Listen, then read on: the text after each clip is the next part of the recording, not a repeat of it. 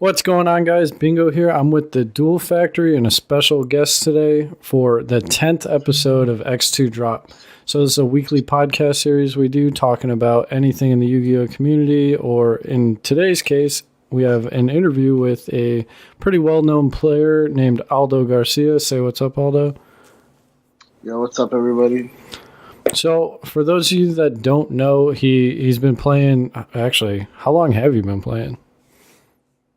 I played on and off when I was a kid, since like Shining Darkness came out, but I didn't start playing like competitively until I'd say either Chanel format or Monarch format. I can't remember. Okay, his most recent high tier event top was he took second place at which YCS? YCS Pasadena. YCS Pasadena. He was playing Goki, and that format was pretty. It was interesting, to say the least. So we're going to go over his deck list. Recently, this past weekend, he topped St. Louis Regional, playing Salamangreat. We'll go over that, and we'll just talk about the format in general. So, Aldo, real quick, what do you think of this format before we get into your Goki list while I pull it up? I'm actually really excited for this format. I'm really excited to go to Nats and hopefully to Nashville. I think this format is really cool, and I think any deck can succeed as long as you have the right deck list. So I actually like this format. So tell me, in terms of power levels, what do you think the ranking of decks goes as of right now? I think Thunder and Orcus are probably very equal. I think Thunder's really good because they can break boards because it's just all gas. But Orcus can play cards like Call by the Grave and Hand Traps. I think those are tied for first place right now. I think afterwards it's probably Sky Striker and then Salamangreat. Yeah, that's weird to hear from a Salamangreat player, considering you memed that deck into existence. It's true, I did.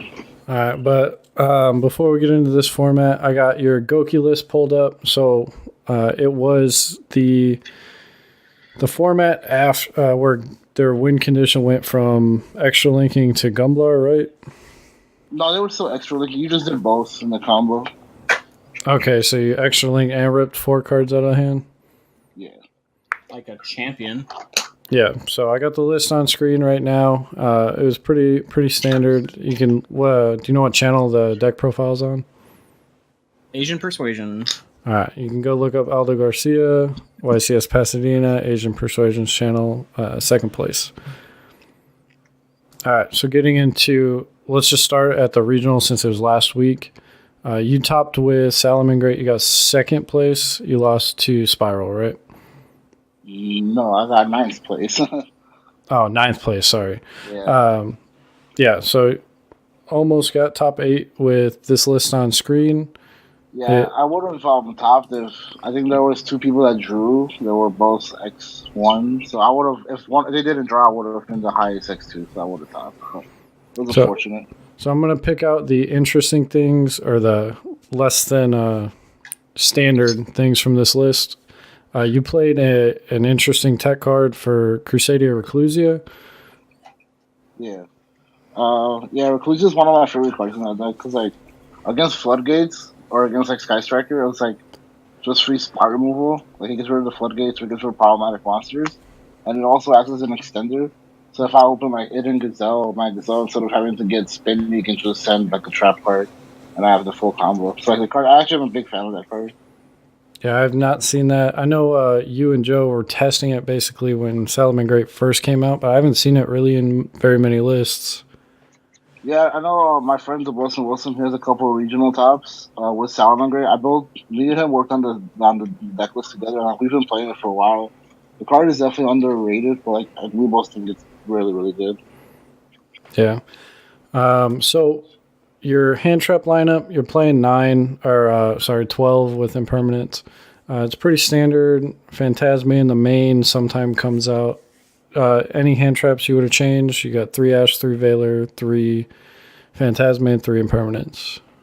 I see. I said it in my deck profile. I kind of wish I played more hand traps, just because I think these were perfect, but there were times where, especially against the Orcus deck, you want to open multiple hand traps because that deck is insane if they open connector. But I don't know, like if I might have played like ogre, like if I would go back, I'd probably play like 12 to 15 hand traps.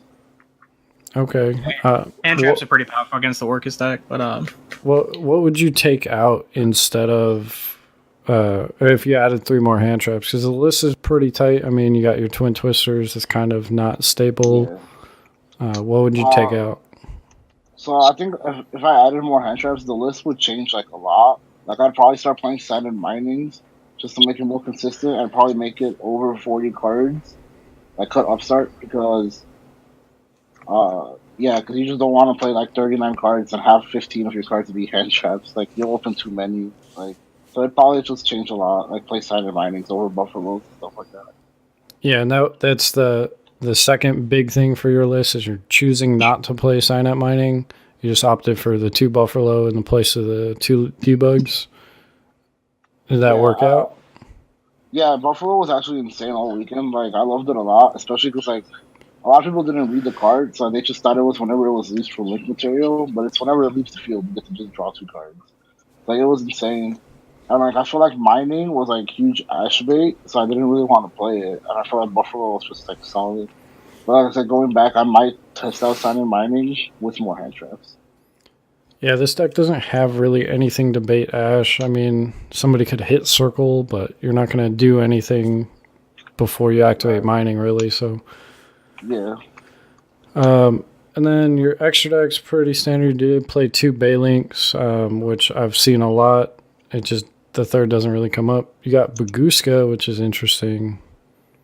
Yeah, Baguska was a card that like, I was talking about it with one of my friends from Locals. He doesn't really play Salinger, but he played it for like a couple of weeks to like test it out. And like in the mirror match, Baguska's just like great, so you don't just like lose to bad players that like had the perfect hand and like they open like Fusion of Fire or Super Poly, because like they can't use Baguska as a material, so their Fusion will just come out in defense mode. So like it was really good in the mirror match. And against even against like Orcus, sometimes it was solid because like they couldn't use the connector, and like you just keep your hand traps. All right, and then the only side deck card I wanted to touch on was Anti-Spell. I haven't seen that like at all this format.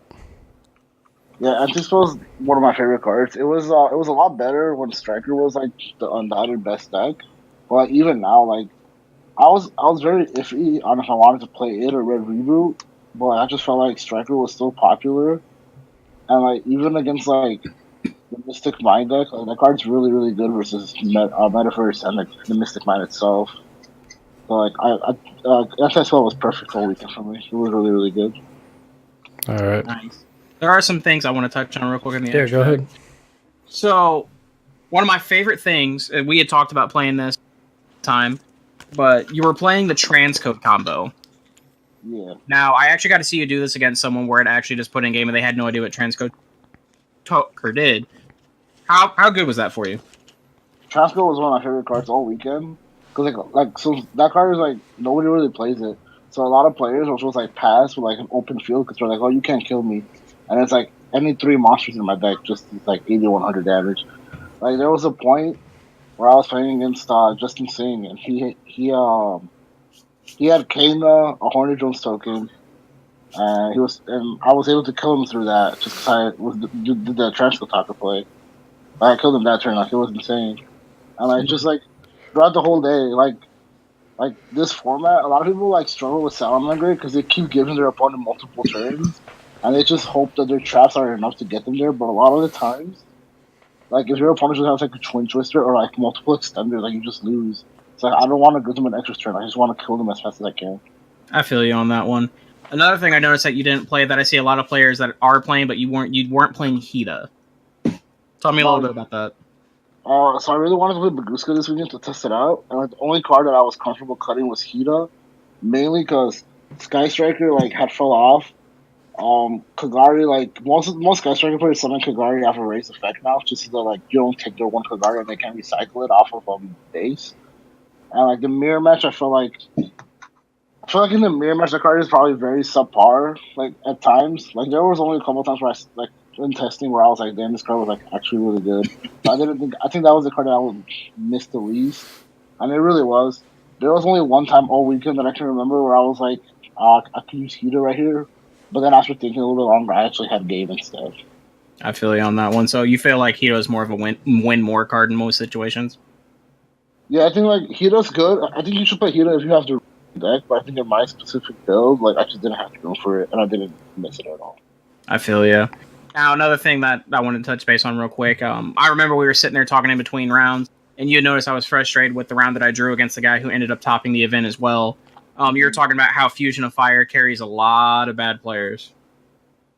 Yeah, that card is one of like I hate that card so much because like, especially I think it was like round 4 or 5. I played against a Salamander player. It was a mirror match, and like I ended my turn with the counter trap, an impermanence, and an Ash in my hand. So like usually that would be enough to stop him from playing. But he opened so insane that like I stopped him from playing, but his last card was Fusion of Fire. And like I should have lost that match, but because a lot of players misplay with the Fusion and just don't activate the effect on summon, like I just won the next turn. But like, that card is insane. And it's absurd how like bad players can open so well with it. Not that my opponent in that round was a bad player or anything, but it's just like in testing, like, there's so many times where bad players like will just open the perfect hand, and their last card is Fusion of Fire. You just can't do anything about it. Yeah, it is possibly the most. It was the most infuriating card for me because I should have won that match. I just carried. Yeah, it's really frustrating. Like there should be no reason why we should be in a format where that and Super Poly is at 2. Like it's kind of absurd. Crazy. All right, so that was your deck profile. Well, let me switch this real quick, and then okay. So in our conversation, you just said that you want to not give your opponent a turn, and previously you said that Orcus and Danger Thunder, those are probably the most powerful. And why are you choosing not to play those 2 decks? I'm actually very like. I don't know if I want to play Orcus or Salamander at this next YCS. I don't want to play Thunder Dragon because like there are so many times where I'll watch great players like just brick and lose, or like don't get their danger sniped, or like just crazy situations that they can't control. And it's like, while that's enough to like get you to top code for YCS, like once you're in top code, like if you brick once, like it could be very detrimental. Like you just lose in top 32. And like Jesse Cotton's the best example of that. Okay, so for Danger Thunder, there's a lot of variance that's outside of your control, but what about Orcus? Yeah, so Orcus is a deck that I'm considering playing right now. I think the deck's actually insane. My only concern with that deck is that if you just like, because like you don't have access to the counter trap every single turn, because like Galatea can only search either the counter trap or the field spell, so you have to hard draw one or the other. So like, it's like you're gonna end on your standard board, but if your opponent can do anything to pop their battle like before, like you have no real interruptions. Like probably just isn't good enough this format. Like I was able to play through the whole board one time this weekend because I popped the battle early on, and Fog Blade just wasn't good enough.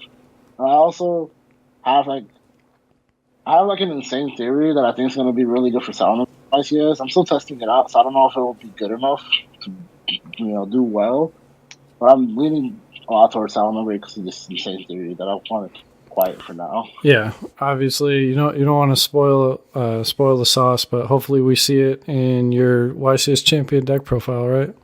Right. That's just YCS champion Aldo Garcia, also known as the Goki fraud. I can see it now. Okay, so we talked about quite a bit so far. There was a ton of Sky Striker at St. Louis. Do you feel like that can compete really at the top tables of YCS? I think because of Mystic Mind, the deck's actually like very, very good. I think without Mystic Mind, the deck is still solid. But like if you exhaust your resources, like which was what happened when I played against it this weekend. Like my opponent had like he opened nice, but like at some point during his turn, like he just lost all his resources, and like he can't come back from it after you use your Kazari, But I think like with Mystic Mind, and if you manage your resources correctly, I think that deck is still very real. I could potentially like even win this YCS though. All right, and then we've mentioned Mystic Mind probably about 100 times now. Do you feel like it's just the awkward, like the elephant in the room that like is there, but it's never really gonna be the best deck of the format? Or do you feel like it can take a YCS? Are you talking about like the burn version of it, or like the card in general? Let's just talk about the deck itself, not in Sky Striker. Yeah, I think the deck's really could be good if a good player plays it. But like there are times where if your opponent just opens like just a red reboot, like you're gonna lose automatically. So I don't think that deck will ever win a YCS. Like I contemplated for a little while playing it at Nashville, but like there's too many like things that you can't control, like you can just lose to. And like there's like randomly like a lot of players just cite so much hate for that deck that like you'll play like you might play like round 3 like a bad player that like just has like everything main deck to stop Mystic Mind that you just lose, and he's a bad tiebreaker and it just hurts you. I don't think that deck will ever win a YCS. Right? Didn't you play against Asian Persuasion round 2 in St. Louis playing that deck? Yeah, I played him on round 1. He was playing the Mystic Mind deck, and like the same thing happened. Like he opened very nice game 3. He opened Extravagance and then turn 2 Demise. Well, like, I just had Twin Twister, Roar, and Anti-Spell, so like he just couldn't play the game. Like I popped 2 of his cards. I made him like flip all his cards early. He just lost because of it. I think they just didn't have the same problems. Like if I just open like nice, like you can't really like compete. All right, go ahead. It's just one of those things that I remember watching that anti-spell play. It was just he couldn't do anything. Like it was nice, like you said. All right, so we've talked about a lot of meta cards in the main deck and the actual like decks themselves.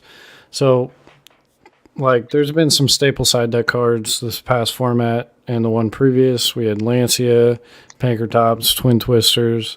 But I did notice you were siding evenly matched, which had definitely gone out of favor within the past month or two. Why'd you decide to side evenly? So evenly's been like in and out of my side deck, especially last format with Sky Striker Relevant. And like this format, I think it was the first weekend that I played it in an event. I don't know if it was legal, but it was definitely the first weekend that I played, an event with new list. And I didn't know how popular trap decks were gonna be. And I feel like that card is like just like really weird against trap decks. So, like I wanted to have it somewhere in my side deck. I don't think I ever resolved it all weekend. Or actually, I resolved it once, but it didn't matter. Like my hand was so bad, I couldn't like win regardless. So I don't know going forward if I still play it or not. I'm very 50-50 on it. I feel like though, evenly matched at like regional events is really good. But like at regional events, because you don't know what you're gonna play, but a lot of times you see a lot of trap decks. Right. Also, another way to look at it too is there's been a resurgence because of the Mystic Mind deck. There's been a resurgence of pure Thunder players that I've noticed, and that card's really good against pure Thunder for 2, and even against the Danger Thunder builds, it's really good too. Because now they're switching over to 38 because 38's a better card, especially with Erratic Seal of the Heavenly Spheres, because it summons out the monster at 0/0, so you can just redirect attack to 38. So I feel like that's a really solid card against that, but yeah, it is what it is. I agree. Yeah, it's always something, sometimes it's like the 6th card for your side deck, and it just never makes the cut, or at least that's how I felt. But with Mystic Mind, Striker, Thunder, and like your rogue matchups, like your Pendulum, your Altergeist, like I always want to play it, but I never have room. Yeah, but you're also the guy who plays Necros every single event because you don't want to play anything. There's that. Yeah, I'm playing Invoked next regional, so Super Polish is going to carry you there, isn't it? No, man, I draw like triple Phantasme, double Ash. You are what we like to call nice. No, the best hands are the ones that you see 5 Alistair. Those are the best. 5 to 6 copies, depending if you're going first or second. Happens every time. Every time. Okay, so we've spent like 20 minutes talking about meta, current stuff. So, Aldo, what are your fun decks to play? I play Goat every now and then. I like that format a lot. What's my fun decks? I've been flirting with the idea of playing Black Wings a lot. I'm I just like suddenly get the urge to play it for like a while. I'm just like, no, stop, don't do that. I'm just putting it out there. Blackwing has nice combos right now. Black Wing does have nice combos. That's why I flirted with the idea. But yeah, I don't. I just like fun decks. Like I guess like anything danger was kind of fun, but like I hate dangers at the same time. So I don't know. I don't really play a lot of fun decks as much as I'd want to. Like, cause like, especially like after like going to like multiple regionals in one weekend, it's like I don't really want to play the game for a while. Yeah, it definitely takes a lot out of you. Yeah, sadly. Yes. Go ahead. Let's get some stories in here. Some of my favorite stories. So Aldo, I met you back in 2016. Yes. So, as I recall, the people who were working for me at the time, Ray and Travis, The duo. the duo. So, they had convinced you that I was, or you had thought that I was at some golf tournament. Yes. Do you care to do you care to elaborate on that story? So when I first went to your shop, like won the locals, I was talking to Ray, and I thought he was the owner, and then I forgot like how like it just came into conversation that he was like, "Oh no, the owner isn't here right now. He's away." And I, in my mind, I was like, "Oh, so the owner's probably just some old white guy that's like golfing or something, smoking cigars." And like throughout all this, like they never said your name. Like they kept saying that some guy named Joe just like won the regional, and I'm like, man, Joe sounds like he's kind of nice. I wonder who this guy is. Like I never knew they were talking about the same person until I met you. Yeah, it was the following weekend when I met you. That was hilarious. It's the wait. You thought this entire time I was playing golf? This is what old white people do. They play golf and smoke cigars. Hey, whoa! What do you mean, us old white people? Hey, it's true. Right, see? Yeah, but that's how I met Aldo. I thought it was great. No, actually, I'm sorry. Ray had told me, I'm like, oh yeah, this is the guy that bodies Josh every week, and I shook this man's hand. It was great. Actually, I believe my exact words were, "Thank you for doing this store justice." They were. It was great. I was like, oh shit, this is lit. And I cleaned out the store of Hot Pockets and mini pizzas that night. Yeah, you did. You used all the store credit you wanted. I remember they told me you used all the credit to buy pizzas and snacks and drinks. Bro, I was lit when I came back to my dorm. It was great. All right. I love it. Hey, when you guys pulled up to the St. Louis Regional last weekend, did Dom seriously not know how to pump air into his tires? So I will say afterwards, Dom did not pump air to his tires. It was me and Tommy that did it. But I don't know if he knows how to do it and he was just lazy. But he did not pump air in his tires. He thought we were fucking with him. He started honking at us, and we're like, "Roll the fucking window down." It still blows my mind that this kid does not know how to change a tire, and his diet is questionable. But he is number 1 in world's points. Yeah, Dom's really nice this format. He's definitely one of the best players in the game right now. Yeah, that's crazy. What's he playing right now? Last time I saw him, he was playing Thunder Dragon, but he kept saying he hated it. I don't know if he's sticking with it or not. It just blows my mind. This is the same kid we met at YCS Atlanta. That you told me that imagine him as like 3 baby gorillas. Bro, and this was the same. This was the same kid we were giving shit because he kept telling us. He kept messaging me privately saying that he was going to win a YCS with True Draco, and he got super mad because we told him he was playing stun deck. Yeah, he did. He did so bad. You and Robert just kept bullying him, saying, "You're playing stun, bro." He was so upset. It was great. So upset. It was so funny. Dom's the best. He's a good sport. He's hilarious. Well, let's see how he does. When is the World's Points race over? Right after Nats? It's I think there's no more regionals the week before nationals, and they play the tournament the Friday before. Yeah, it's a 16-man tournament, isn't it? Yeah, 16-man single elimination. So it'll be great to see if Dom can finally make it out of top cut. Make it out of top cut of a Konami event. It's true. UDSs don't count. I told him I would buy him dinner if he could ever do it. Now, granted, I'm probably going to be very broke at the end of that dinner, but if he ever does it. Easy. Follow the Chow Hanjo. What's up? Fogo the Chow on you. All right, Aldo. We just had a ban list, so the next one's July 1st. If you could unban one card, what would it be? See, I want to say from my boy Firewall, Oh God. but that would cost like too much repercussion. So I'm gonna say unban my boy Starving Venom. Starving Venom? Oh No. man, no. I'm not giving you that. No. He did nothing wrong. He did was everything wrong. The card's You guys busted. That card was great. I'll never forget when I was playing a YCS and Joe turns around to buy a card and I'm done with my match by the time he turns back around. Yeah. I literally. Well, what was I? I was buying a third Electromite. Some kid had an Electromite, and then there was nothing on the board. Aldo was just starting his turn. Literally 30 seconds turn around, shows min. Oh. It was great. I was like, what? And What just happened? we all know you were trading for an Electromite, right? You were buying a dark arm from No Limit. I remember that. Yeah. Oh yeah, Adam did have that for me. Hell yeah! Shout out to Adam. I love that dude. Okay. Although he's gonna be very upset with me because I didn't go to his case this weekend. Easy. So you unban Starving Venom. What would you put to 3 out of anything on the ban list? Out of anything in the back, what would I put the 3? I mean, I think at this point, you just gotta be degenerate and put Firewall at 3. I hate you. Oh, God. I hate you. So Or we could put a Metamorphosis at 3. That could be kind of fun. Metamorphosis at 3. I mean, I don't know if we do anything.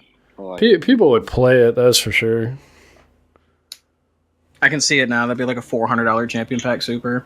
I mean, there'd be some degenerate combo to get like Last Warrior of another planet on the field. What level is he? 6, right? Yeah. What card? Last Warrior from another planet. That's gonna be awful. Actually, no. I think he's 7. No, he's definitely 6 or 5. 6 or okay. Yeah, I'm pretty sure he's 6. Is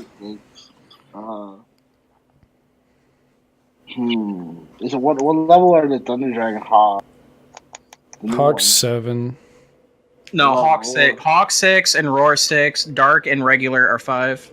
Bro, you can play the Thunder Dragon. Like, Oh my god. Does he Roar? Oh my god. does he nuke your field when you summon, or it just says neither player can summon? I don't remember. I can't remember if he destroys or he sends, but I know when he comes out in the field he nukes. Just protect your Colossus. It's fine. I think he sends though. I don't think he destroys. Oh, never mind. He does destroy. He destroys all monsters on your side of the field except this card. Bam! Make 3 Colossus. Make that dude unbreakable. Oh, okay. Yeah, and he's definitely level 7. Is he level 7? Yeah, he's level 7, 2350, and he's got the sweetest fusion materials. Zombria the Dark, and I don't know how to pronounce the other one. Yo, But it's got a sick card art. Zombira the Dark's one of my favorite cards. Broken. Isn't that like a 1400 effect monster from like 2005? Nah, it has 2100. He's 2100. Every time he attacks, he loses 500. Oh, right. He's level 4 though, right? Yeah, he loses 200 every time he attacks. He gets in there. Bro, he's broken in Go format. Yeah, normal summon 2100 is pretty good. He's bigger than Berserk Gorilla. Woo! Berserk Gorilla. Alright, so we went to unlimit a card, take a card off. What would you put on the ban list? Like, banned or limited? Banned, sorry. Or what I banned? Engage. Wow. I'm not a fan of Side Strikers. That deck can die. Okay, fair enough. Personal Very bias. strong opinion there. It's a very strong opinion. But you know what? When Sky Striker started playing Floodgates and they just cleared it back on their turn, that was pretty good. Yeah. The deck was fine before, but when you get to play Vanity's Empty and 6 in your deck, that's when we started getting pretty degenerate. I feel you. Yeah, I mean, I would ban Colossus just because I hate it, so it's fair enough. Yeah, Colossus is definitely second place in my book. All right, Joe, you got any closing questions? So my closing question. What's this whole craze about Max Sauce that you started? Bro, it's just mac sauce is the greatest thing in the world. Like, you saw me eating in the store. Yeah, I know. You decided that you were going to get Little Caesar sausage and dip your pizza in mac sauce, and that image is forever burned in my mind. Bro, it was great because I was already at Walmart, and there's a McDonald's in every Walmart, so I was like, fuck it, I'm going to get some steak mac sauce, and then there's Little Caesars on the way to your shop. It's over. I don't know how you're still alive, but All right. Godspeed, innovator of Tito 4, Goki Fraud. I love you, Aldo. All right, Aldo, you got any shout-outs? Shout out to you guys for letting me be on this podcast. It was fun. Shout out to my team, Team SSD. Best team in the world. Shout out to our sponsor. Check them out on YouTube, Gem1 TCG. And yeah, shout out to Dom, Bless, Tommy, everybody from Office. All right, guys. This was a fun 10th episode for the podcast. Hopefully we can do something kind of like this in the future. But this has been X2 Drop. It's been Bingo in the Duel Factory. Check us out. Don't forget. Oh, go ahead. Douglas French has no sauce. Oh, God. How could I forget? Douglas French has no sauce. All right. Check us out on YouTube if you haven't already. And tune in next week for another episode. All right. Peace out. Okay, bye.